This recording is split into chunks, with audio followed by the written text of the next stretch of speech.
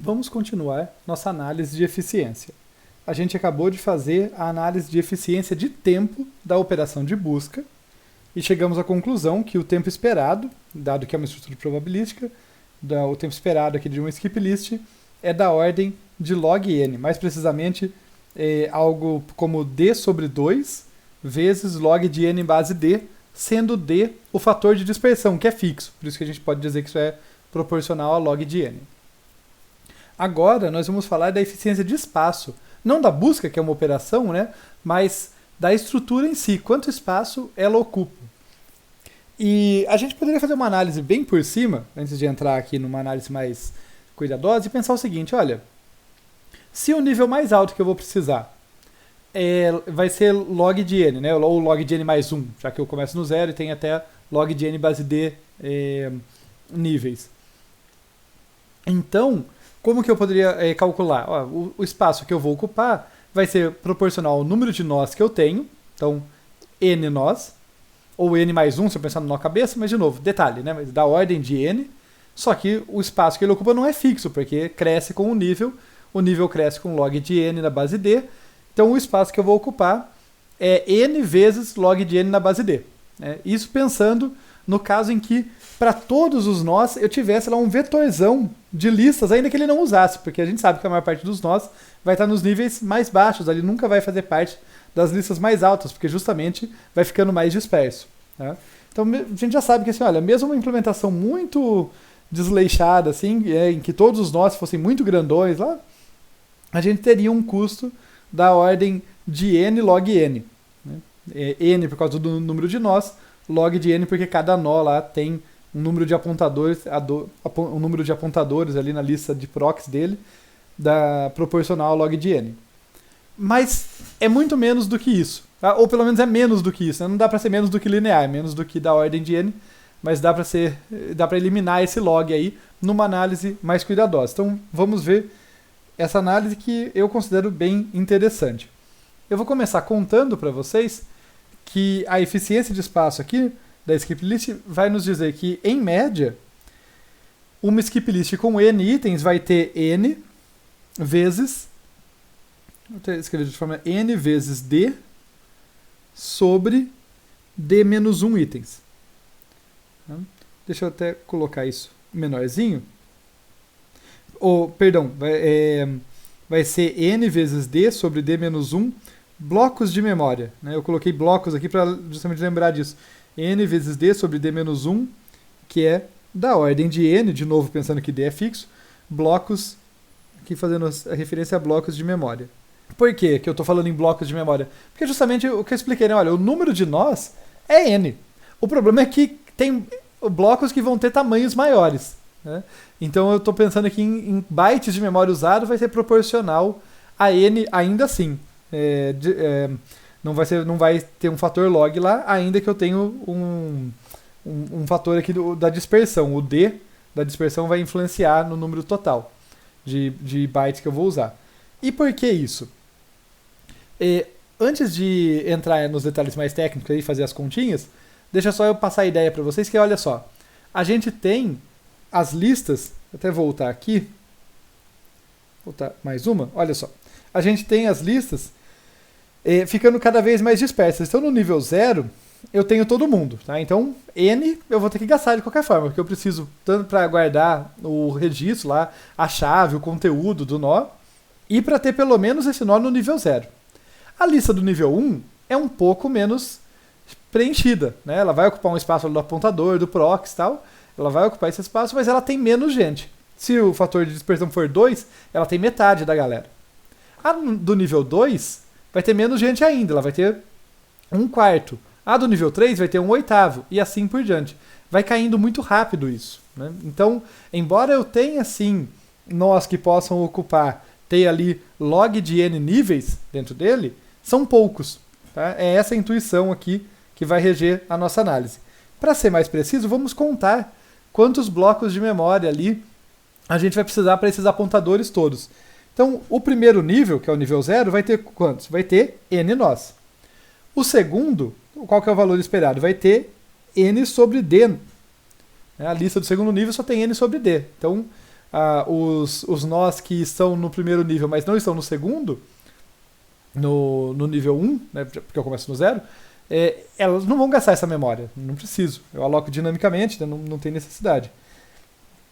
O terceiro nível vai ter n sobre d ao quadrado. Tá? E o tanto total de memória que eu vou precisar é a soma de tudo isso. É n mais n sobre d mais n sobre d ao quadrado. E daí o que a gente vê surgir? Uma antiga conhecida nossa, que é uma progressão geométrica. Tá? E no caso, o espaço, o número de blocos total de memória que eu preciso, vai ser proporcional, aqui vai ser da ordem, da soma dos termos da PG. Aqui da soma dos termos de uma progressão geométrica que começa com n e tem razão menor do que 1. Tem razão 1 sobre d. A cada novo termo vai diminuindo de d e eu vou somar tudo isso. E se vocês lembrarem lá do ensino médio, a soma dos termos de uma PG tende a uma constante. Tá? No caso, já spoiler, essa constante vai ter essa cara aqui, d sobre d menos 1, mas a gente vai ver por que acontece isso. Então, é isso que eu vou estar fazendo aqui. Eu vou somar todos esses termos. Tá? Então, só completando, o número de blocos ali, o número esperado, aqui eu até corrigi, o número esperado de blocos, né? Assim como eu coloquei lá em cima, o número de nós é n, mas o número de blocos de memória corresponde o número de blocos de memória ali vai corresponder à soma dos termos de uma PG que começa em n, no início ela tem n, e tem razão 1 sobre d. Vamos lembrar então aqui como que a gente calcula a soma dos termos de uma PG que tem uma razão Q menor do que 1, que é o nosso caso. Se eu tenho razão Q menor do que 1, o que eu vou ter aqui? Olha, a soma dessa PG de razão Q, e cujo primeiro termo é 1, tá? Só para simplificar, depois a gente vai generalizar para esse n, mas só para simplificar, vai ser 1 mais Q, que seria 1 vezes Q, mais Q ao quadrado, e assim por diante. Daí tem aquele truquezinho, tem um truque bastante conhecido, que eu multiplico os dois lados dessa expressão. Note que aqui tem uma soma infinita, né? Eu multiplico os dois lados dessa expressão por Q e eu vou ter aqui soma da PG. Q vezes a soma da PG de razão Q vai ser Q mais Q ao quadrado mais Q ao cubo e assim por diante. Lembrando que, olha, Q ao cubo também aparece aqui em cima, né?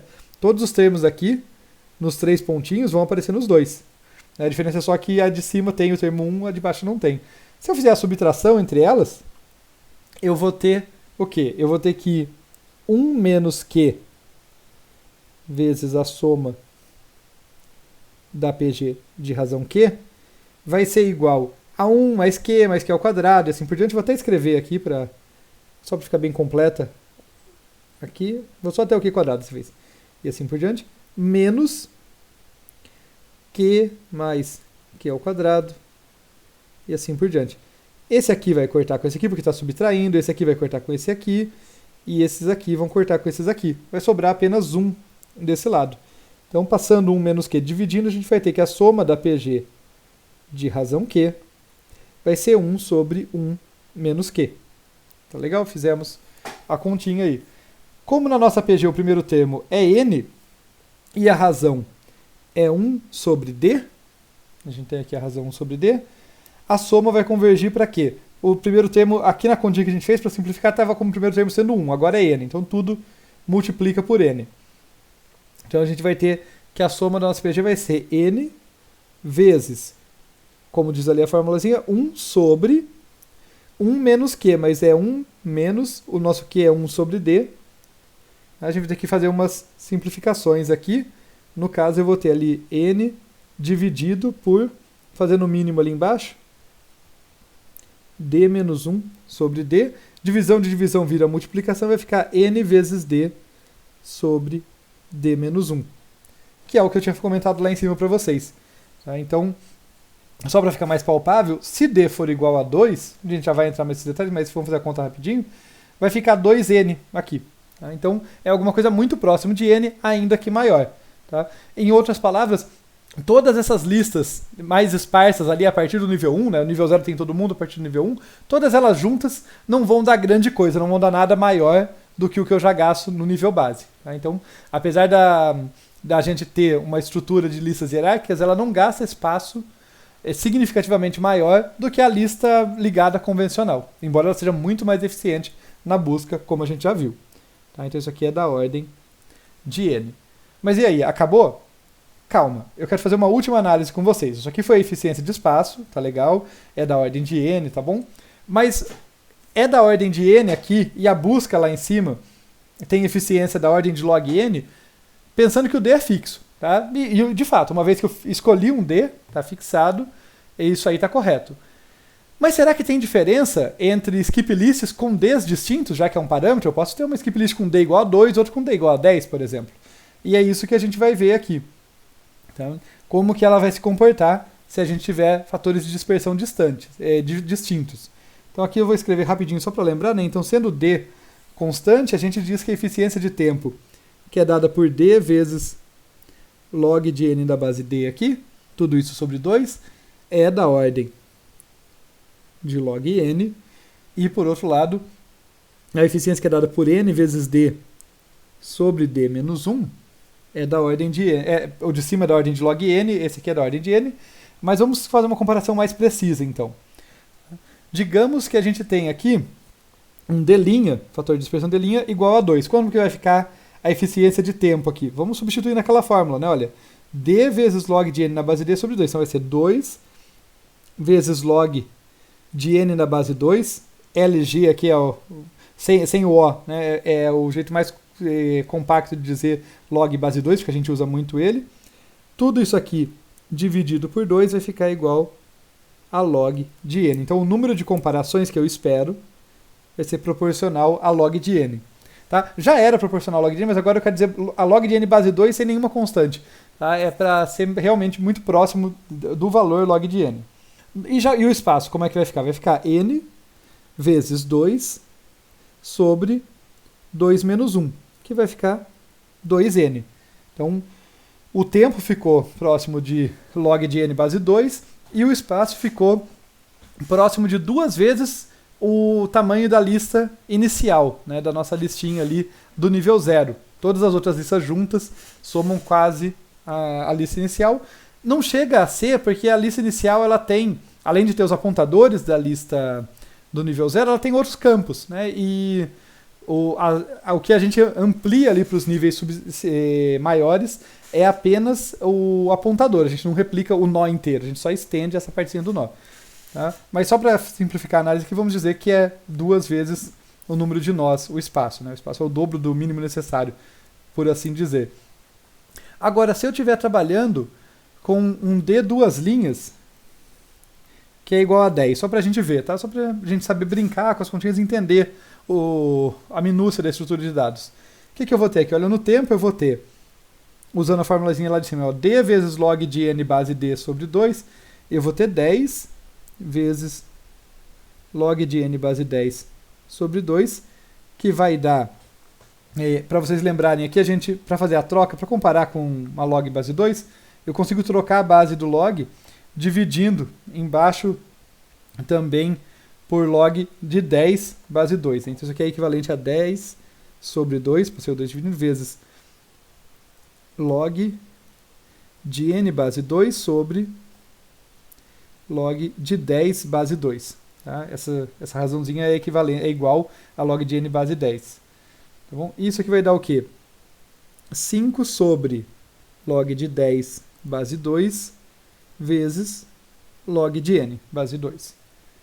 Esse aqui eu isolei assim para ficar igual, né? Para que a gente tivesse a mesma expressão ali para ficar mais fácil de comparar. E 5 sobre log de 10 base 2, log de 10 base 2 é aproximadamente 3,3, alguma coisa próxima disso. Então isso aqui vai dar aproximadamente 1,5 log n. Quer dizer, ainda é O de log n, tá, gente? Isso não vai mudar. Como eu falei, para o D fixo, vai ser o que vai mudar é a constante aqui. Tá? Vai ser ainda proporcional a log de n, só que a gente vê que ficou 50% aproximadamente mais custoso o número de operações ali do que no de cima. Né? Ficou log de n com esse a mais. Tá? Por que isso? Pensem nas listas, né? Porque agora, antes, de um nível para o outro, o número de nós que o número de nós na lista crescia de 2 quando eu ia diminuindo eles. Então, em cada nível eu fazia pouquinho passo. Eu comparava no máximo com 2 elementos. Número esperado, 2 elementos. Agora eu comparo com 10 esperado. Né? Então, eu acabo fazendo mais comparações por nível. Acaba tendo esse fator, tendo essa influência. No entanto, as minhas listas ficam dispersas muito mais rápido. Elas ficam dispersas com um fator de 10, cada vez vai caindo por 10 e não por 2. Por conta disso, o espaço vai ficar menor. Já dando spoiler, né? Vai ficar n vezes d, lá em cima que é 10, sobre 10 menos 1. Vai ficar 10 sobre 9, que é aproximadamente 1,11n. Então, com isso aí, o espaço que eu vou ocupar está ainda mais perto de n. Né? 2n, aqui em cima, como ficou aqui em cima, gente, é proporcional a n, tá? Não me entendam mal. Mas se eu tiver uma restrição fortíssima de memória, isso aqui pode ser ainda mais interessante. Ficou com uma skip list um pouquinho mais lenta, mais adaptada para um sistema embarcado, por exemplo. Eu preciso de uma estrutura de dados lá que ocupe pouca memória. Aumentando o fator de dispersão, eu ainda vou ter uma boa eficiência de busca, mas eu economizei memória. Tá? É só para a gente ver essas nuances para não usar a estrutura de modo bruto. Tipo, olha, eu vou usar ela pronta aqui. Não, vocês têm capacidade de olhar no detalhe e falar, não, eu posso ajustar num sistema embarcado que tem pouca memória, eu faço isso, num outro lugar eu ajo diferente. Entender essa minúcia é parte também do que a gente está desenvolvendo aqui. Então, para concluir, a gente pode sumarizar o que a gente analisou aqui como podemos perceber que quanto maior o fator de dispersão D, quanto maior ele for, mais lenta é a busca, ainda proporcional a log de n, mas com uma constante um pouquinho maior, e menor, então mais lenta vai ser a busca, e menor é que menos espaço vai ocupar. Tá? Diminui o espaço da skip list, conforme eu cresço D.